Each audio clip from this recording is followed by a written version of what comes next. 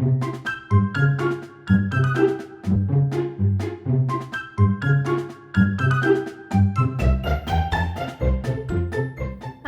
so welcome to Hardware Lab 2 or HW Lab 2. This is the biggest hardware lab in SESC. It's important to note that a lot of computer science and computer engineering courses take place here.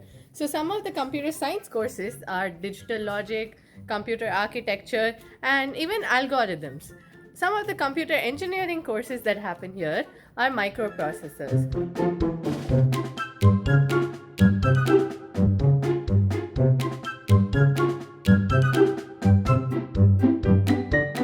So there are 4 huge rooms, and this is one of them, this is one of them, and 2 more rooms are located on that side of the lab.